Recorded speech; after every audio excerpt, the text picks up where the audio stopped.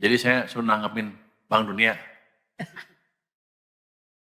Ya suka-suka dia prediksi boleh, nggak prediksi juga nggak apa-apa. Tapi kan selama ini juga sering meleset. Begini maksudnya, untuk Menteri Keuangan dulu ya, Pak Purbaya minta tanggapan soal laporan Bank Dunia soal potensi defisit melebar hingga 2027 dari Ibnu Bloomberg Technos. Ada orangnya? Ibnu mana? Oh itu orangnya Ibnu namanya. Jadi saya suruh nanggepin Bank Dunia. Ya suka-suka dia prediksi boleh, nggak prediksi juga nggak apa-apa. Tapi kan selama ini juga sering meleset.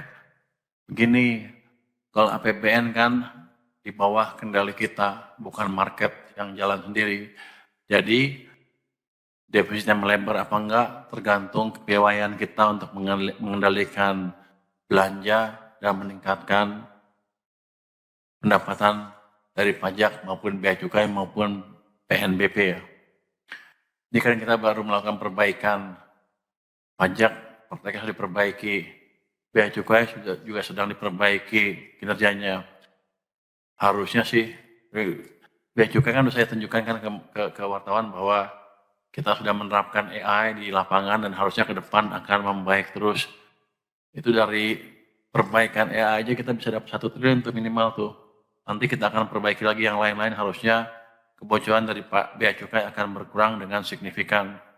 Jadi yang dilakukan oleh World Bank adalah prediksi ceteris paribus. Dalam keadaan seperti sekarang, nggak ada apa-apa, nggak ada perbaikan, ya gitulah kalau prediksi makroekonomi gitu. Berdasarkan past behavior dari sistemnya. Padahal kan kita sedang berubah. Dan satu lagi, belanja juga kita kendalikan. Artinya bisa aja melebar, bisa aja enggak, tergantung kebutuhan kita. Tapi saya yakin kita akan kendalikan di level yang masih berkesinambungan ke depannya. Jadi Mas Ibnu, nggak usah terlalu khawatir. Ada Paswa, Pak Luki, ada Pak ini, kamu siapa? Febrio, ada Pak Bimo, ada Pak Jaka, ada Pak Prima, bahkan Pak Askolani. Siap mengendalikan anggaran supaya tetap berkesinambungan. Jadi Anda jangan terlalu percaya World Bank. Kenapa Anda referensi World Bank lagi? Yang ngomong gitu ya? Senang. Senang World Bank kali ya?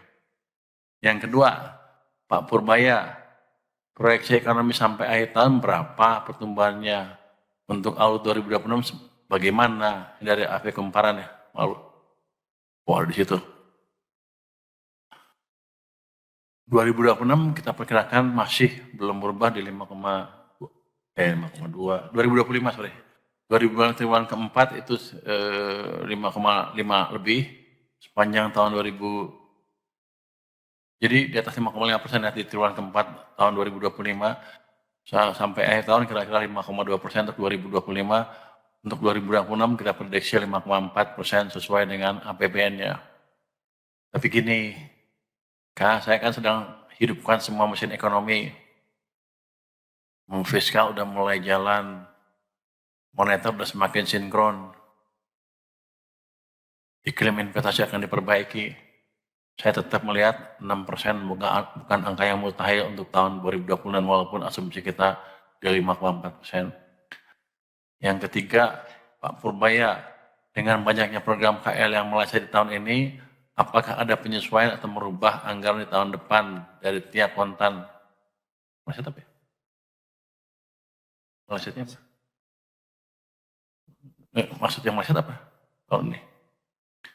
Ya meleset dikit kali ya. Tapi karena ada penyesuaian yang diperlukan untuk macam-macam kebijakan kita ya. Tapi enggak bila kita bilang meleset, bahkan akhir tahun ini belanjanya semakin giat tuh kementerian lembaganya. Artinya mereka sudah lebih siap untuk membelanjakan ke anggarannya tahun depan. Jadi kita nggak ngerubah APBN-nya berdasarkan apa yang ada sekarang. Saya pikir mereka sudah lebih siap dibanding sebelum-sebelumnya. Nah, terus terang kita agak keteteran tuh. Karena mereka minta duit terus. Jadi kita agak kendalikan sedikit. Jadi dari situ menunjukkan bahwa mereka lebih siap dibanding sebelumnya. Apalagi mereka takut kalau nggak bisa belanja, saya potong anggarannya. Jadi tahun depan mereka pasti akan lebih baik, jadi kita belum adjust APBN yang ada sekarang. Yang keempat, Pak Menkyu, Satgas P2SP Pokja di Bataging sudah menampung berapa banyak pengaduan dari pelaku terkait apa saja bagian langkah Pokja setelah ini. Jadi sejak 2 hari launching sudah ada 4 pengaduan dari pelaku di berbagai bisnis ya. Isunya adalah pembiayaan, perizinan, perdagangan. Langkahnya apa? Senin bisa. Senin depan akan kita mulai panggil yang ngadu dan yang terlibat, pemerintahnya ya. Kita adukan dua sisi dan kita akan